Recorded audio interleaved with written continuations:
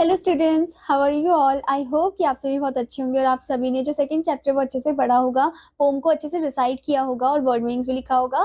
तो चलिए अब हम चलते हैं हमारे न्यू चैप्टर में, that is chapter number 3 and the chapter name is Stephen Hawking meeting.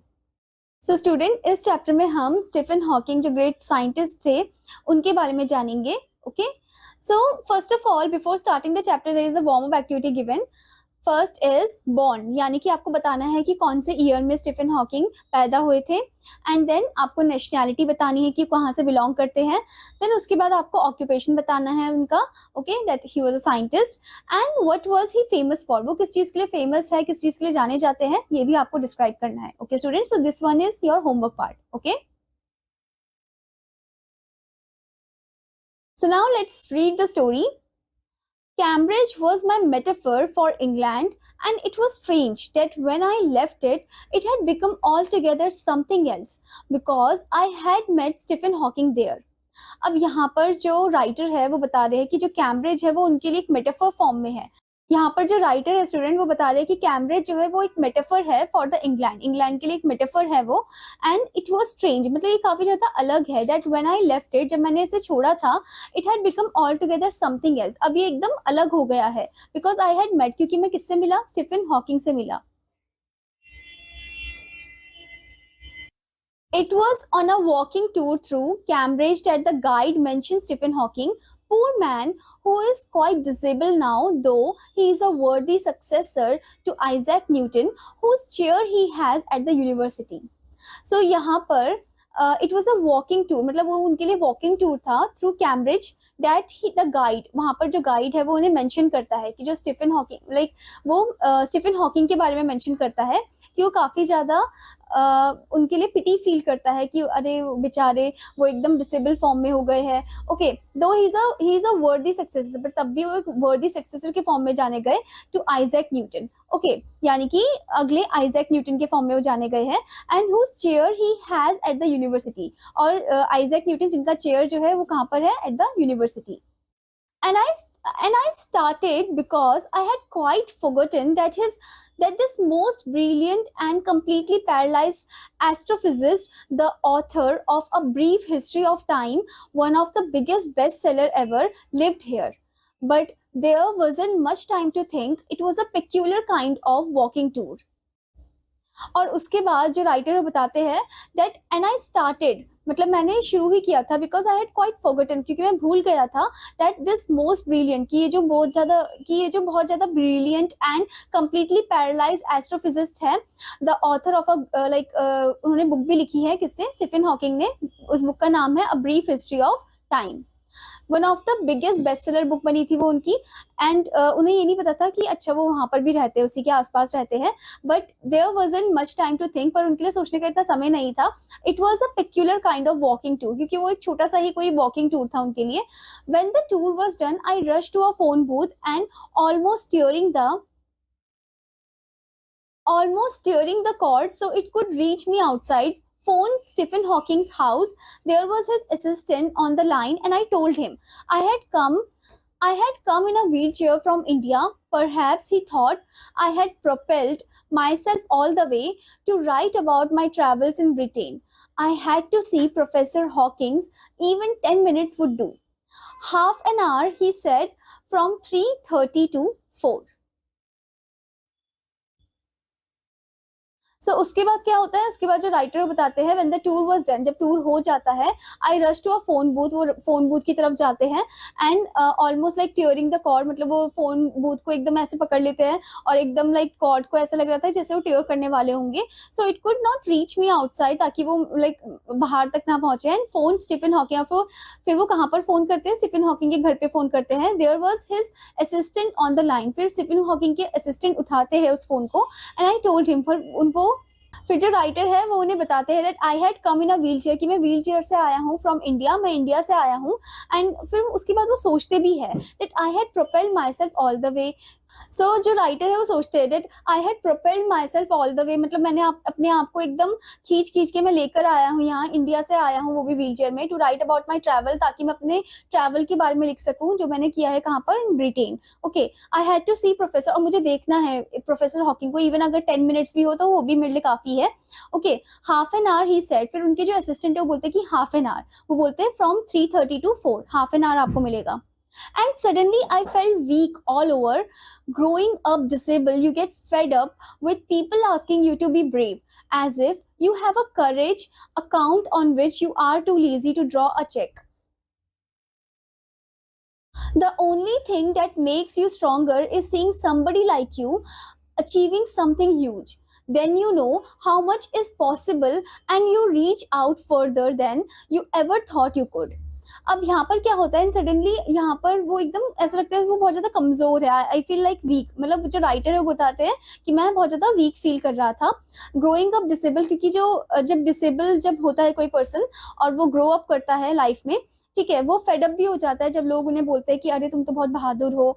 Okay, वो बोलते हैं दैट जो हैंडीकैप जो डिसेबल पीपल होते हैं काफी बहादुर होते हैं, काफी ब्रेव होते हैं, और वो बोलते हैं कि ऐसा लगता है जैसे लोग एक तरीके का चेक जो है वो टियर कर रहे हैं इस नाम से कि जो डिसेबल होते हैं वो काफी ज्यादा बहादुर होते हैं। Okay, so the only thing that makes you stronger is, और जो सिर्फ एक चीज जो तुम्हें स्ट्रॉन्गर बनाती है जब तुम देखते हो कि दूसरा डिसेबल पर्सन काफी ज्यादा कुछ चीजें हैं जो अचीव कर रहा है अपनी लाइफ में। ओके, वो बहुत लाइक इन्वेंशंस वगैरह कर रहा है, ओके, क्रिएटिविटी कर रहा है, तो ये देखकर उनको अच्छा लगता है कि अगर ये डिसेबल पर्सन कर सकते हैं तो हम क्यों नहीं कर सकते हैं। Okay, then you know how much is possible, तब आपको पता चलता है कि कितना पॉसिबल है लाइफ में, मतलब लाइफ इसी चीज को लेकर हम नहीं रह सकते हैं, हम लाइफ में और भी ज्यादा आगे बढ़ सकते हैं। And I haven't been brave, said his disembodied computer voice the next afternoon. I have had no choice. तो यहाँ पर अब बताते हैं कि आई हैवन बीन ब्रेव, मैं इतना ब्रेव नहीं था, ये कौन बोलता है, उनका डिसएम्बॉडीड कंप्यूटर वॉइस बोलता है, the next afternoon I have had no choice, और नेक्स्ट आफ्टरनून उनके पास कोई चॉइस ही नहीं था।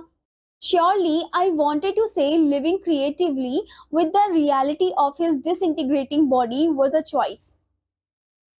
But I kept quiet because I felt every time I spoke to him, forcing him to respond. There he was tapping at the little switch in his hand, trying to find the words on his computer with the only bit of movement left to him, his long pale fingers.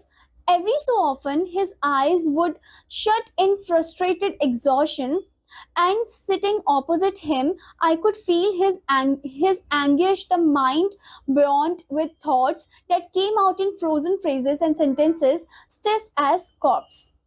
So अब क्या होता है, surely I wanted to say living creatively with the reality of his disintegrating body was a choice. Okay, तो मतलब यहाँ पर वो बोलते हैं कि इतना creatively फॉर्म में रहना, okay, like it happens with the reality of his disintegrating body was a choice, मतलब उनकी जो disintegrating body थी वो एक choice थी। okay, but I kept quiet, पर वो एकदम चुप रहते हैं, because I felt every time, क्योंकि अगर मैंने बोला तो उनको बहुत ज्यादा मेहनत करनी होगी अपनी बात रखने में। Okay, so there he was tapping at the little switch, तो जो स्टीफन हॉकिंग है फिर वो लिटिल स्विच पे टैप करते हैं and trying to find the words, ताकि वो वर्ड्स ढूंढ सके अपनी बात को बताने के लिए। ठीक है, कंप्यूटर में वो वर्ड ढूंढते हैं with only a bit of movement left to him, and his long pale fingers, मतलब अपनी लॉन्ग पेल फिंगर्स से वो वर्ड्स ढूंढ रहे होते हैं कंप्यूटर में। Every so often his eyes would shut in frustrated exhaustion, और उनकी आईज ऐसे लग रही थी जैसे कोई फ्रस्ट्रेशन एग्जॉशन में वो शट हो रही हो, एंड वो एकदम ऑपोजिट उनके बैठे हुए थे। Okay, and I could feel his anguish, और मैं उनका एंगिश में उनको जो गुस्सा है वो फील कर सकता हूँ। The mind beyond with thoughts, और उनका जो माइंड है वो एकदम थॉट से भरा हुआ है। ठीक है, that came out in frozen phrases, जो कि एक फ्रोजन फ्रेजेस में केम आए। फ्रोजन फ्रेजेस मतलब कंप्यूटराइज फॉर्म में सामने आए, and sentences stiff as cord, और सेंटेंसेस जो थे उनके एकदम स्टिफ थे जैसे कि कोई मुर्दा होता है। A lot of people seem to think that disabled people are chronically unhappy. I said, I know that's not true myself. Are you often laughing inside? सो यहाँ पर वो क्या बोलते हैं स्टीफन हॉकिंग कि मैंने देखा है कि ज्यादातर लोग सोचते हैं कि जो डिसेबल पीपल होते हैं वो क्रॉनिकली अनहैप्पी होते हैं, लाइक क्रॉनिकली फॉर्म में वो एकदम खुश नहीं रहते हैं, मतलब एकदम सैड सैड से रहते हैं। And I said I know that's not true my self. और फिर वो बोलते हैं कि हाँ मुझे पता है, पर ये मेरे साथ तो ऐसा नहीं है। Okay, are you often laughing inside, क्या तुम अंदर ही अंदर लाफ करते हो, हंसते हो? About 3 minutes later, he responded, I find it amusing when people patronize me. So अब क्या होता है, अबाउट 3 minutes लेटर, 3 मिनट के बाद वो रिस्पॉन्ड करते हैं, स्टीफन हॉकिंग रिस्पॉन्ड करते हैं, आई फाइंड इट अम्यूजिंग, मैं बहुत ज्यादा अम्यूजिंग फील करता हूँ जब लोग मुझे पेट्रोनाइज करते हैं, मुझे सपोर्ट करते हैं। Okay, and do you find it annoying when someone like me comes and disturb you in your work? और कभी आपको अनॉय फील होता है जब कोई आता है और आपको डिस्टर्ब करता है, जब आप बहुत ज्यादा काम कर रहे होते हो, लाइक बहुत ज्यादा इंपॉर्टेंट काम कर रहे होते हो? द आंसर फ्लैश यस, और फिर आंसर एकदम से फ्लैश होता है कंप्यूटर में, जो कि है yes. Then he smiled his one way smile and I knew without being sentimental और silly that I was looking at one of the most beautiful man in the world. उसके बाद वो स्माइल करते हैं ना वन वे, और वो जो उनकी स्माइल थी वो एकदम वन वे स्माइल थी, ठीक है, विदाउट बीइंग सेंटिमेंटल और सिली, लाइक बिना कोई सेंटिमेंटल और सिली फॉर्म में। And that I was looking eight, और जब मैं उनको देख रहा था तो मुझे ऐसा लग रहा था मैं one of the most beautiful man in the world को देख रहा हूँ। A first glimpse of him was shocking because he was like a still photograph, as if all those pictures of him in magazines and newspapers had turned three-dimensional. अब उनका जो पहला जो glimpse था, पहली जो स्टीफन हॉकिंग की जो पहली झलक थी, वो राइटर को कैसी लगती है, एकदम शॉकिंग फॉर्म में लगती है। ऐसा लगता है कि कोई एकदम से स्टक हो गया एक फोटोग्राफ में, एक स्टिल फोटोग्राफ उनके सामने है, as if all those picture, जो भी वो पिक्चर वो देखते हैं मैगजीन्स में, न्यूज़पेपर में, हैड टर्न थ्री डायमेंशनल। ऐसे लाइक ऐसा लग रहा था कि जो पिक्चर्स है मैगजीन में, न्यूज़पेपर में, वो थ्री डायमेंशनल फॉर्म में आ गई है। Okay, then you see the head twisted sideways into a stump, the torso shrunk inside the pale blue shirt, the washed legs, you look at his eyes, which can speak still, and they are saying something huge and the torso shrunk inside the pale blue shirt, the wasted legs, you look at his eyes, which can speak still, and they are saying something huge and urgent.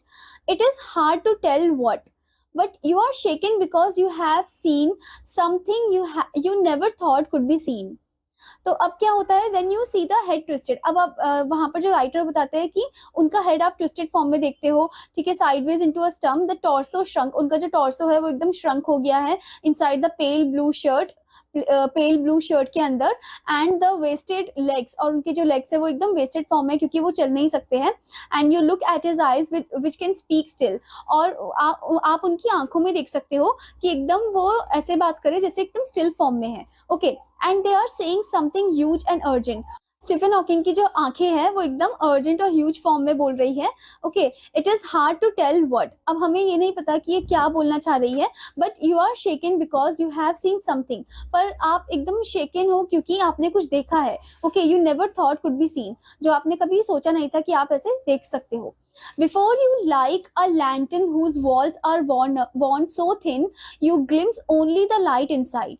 Before you like a lantern whose walls are worn so thin, you glimpse only the light inside, is the incandescence of a man. The body, almost irrelevant, exists only like a case made of shadows, so that I, non-believer in eternal souls, know that this is what each of us is, everything else an accessory.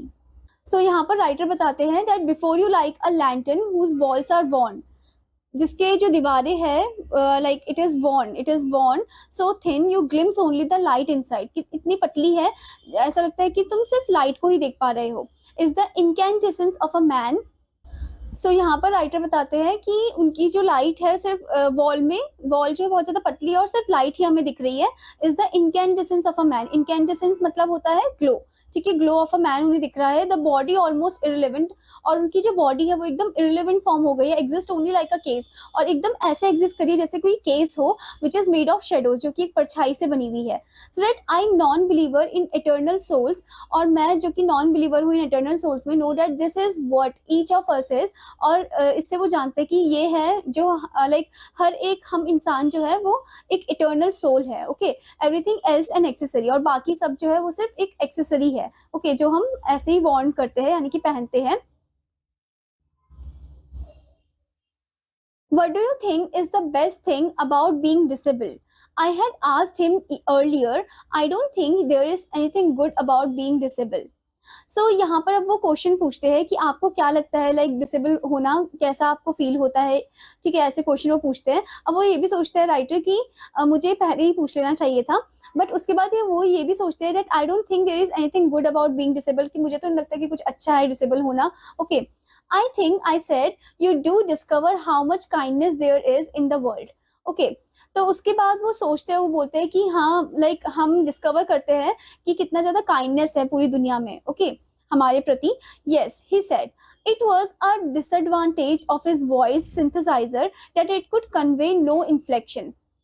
अब Stephen Hawking बोलते हैं कि हाँ, ये तो है कि kindness हमें दिखने को मिलता है दुनिया में, एंड पर वहाँ पर उनके कंप्यूटराइज फॉर्म में ऐसा लग रहा था जैसे एक डिसएडवांटेज फॉर्म है, ठीक है, उनकी वॉइस में, and that it could convey no inflection, की जो कि कोई भी इन्फ्लेक्शन फॉर्म में कन्वे नहीं कर रहा है, नो शेड्स और टोन, कोई भी शेड्स नहीं है, टोन नहीं है, and I could not tell how enthusiastically he agreed with me. और मैं अच्छे से बता भी नहीं सकती कितने एंथुजियास्टिकली या हैप्पी फॉर्म में वो अग्री कर रहे थे मेरे साथ।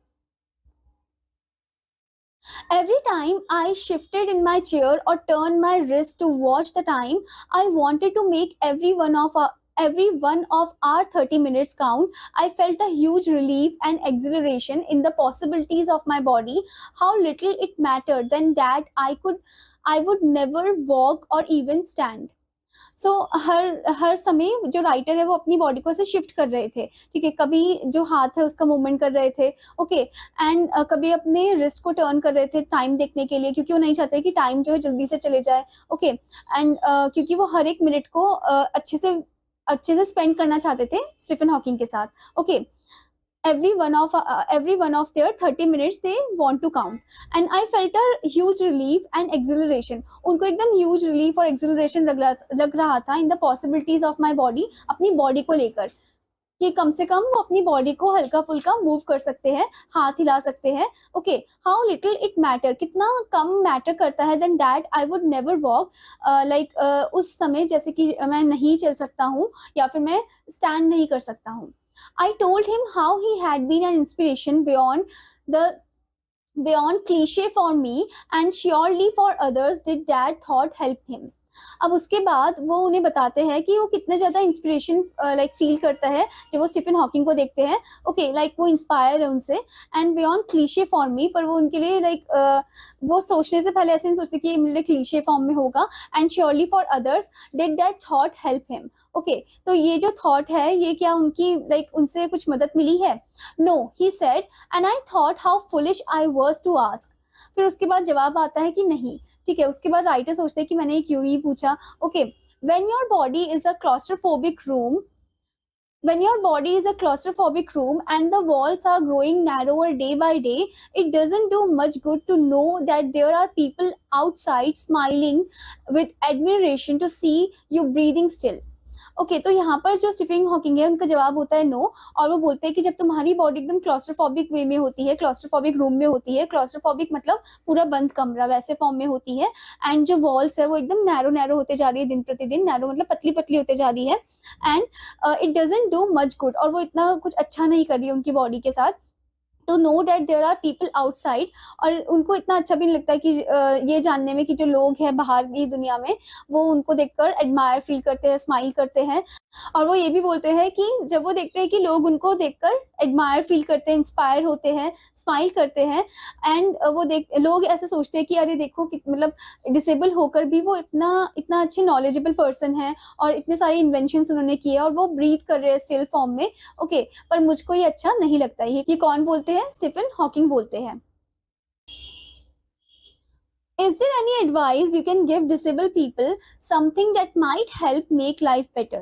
क्या कोई ऐसी एडवाइस है जो आप डिसेबल पीपल को देना चाहते हो? ठीक है, ये क्वेश्चन राइटर पूछते हैं जिससे उनकी लाइफ जो है वो एकदम इजी हो जाए।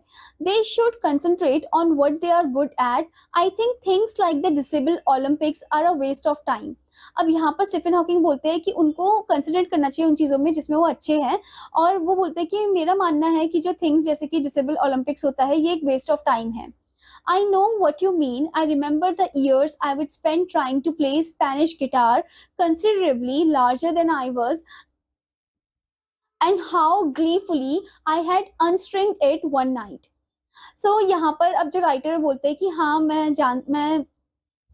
मैं समझ सकता हूँ जो आप बोलना चाह रहे हैं, क्योंकि मैंने भी बहुत कोशिश करी थी स्पेनिश गिटार को प्ले करने के लिए, कंसिडरेबली मतलब वो एकदम जो गिटार था वो उनकी हाइट से भी बड़ा था, ओके, लार्जर था वो, एंड ग्लीफुली उन्होंने क्या कर दिया, एक रात को उसके स्ट्रिंग्स को ही तोड़ दिया, okay.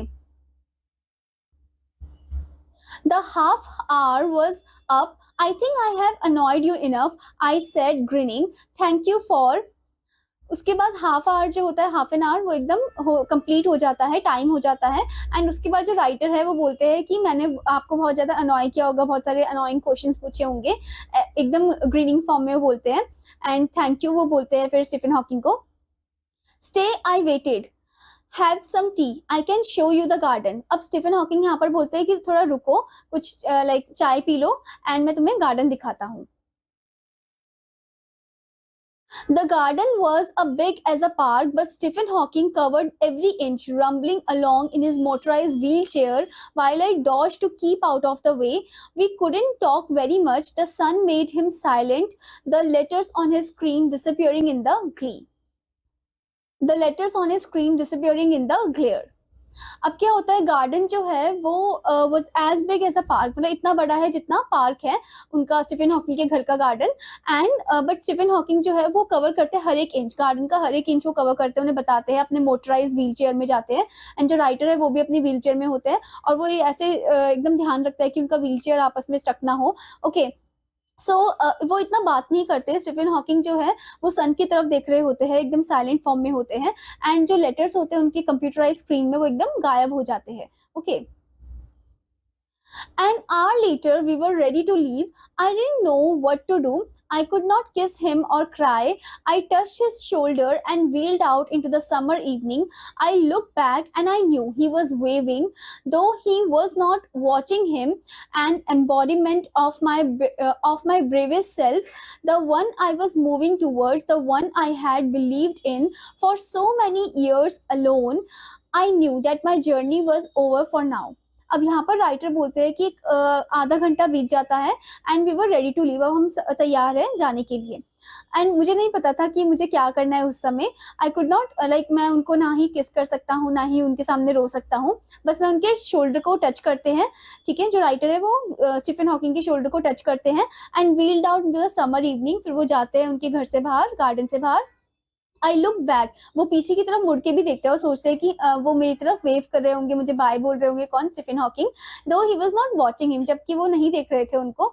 And embodiment of my bravest self, मतलब एकदम ऐसा लग रहा था जैसे एक इंस्पिरेशन मिल गई हो उन्हें, ओके, और मोटिवेशन मिल गई हो, the one I was moving towards, the one I had believe in so for many years, मतलब जिनको मैंने बहुत ज़्यादा बिलीव किया है उनसे मैं मिलके आया हूँ, and I knew that my journey was over for now, और मुझे पता है कि मेरी जो जर्नी है वो ओवर हो गई है अब तक के लिए, ओके।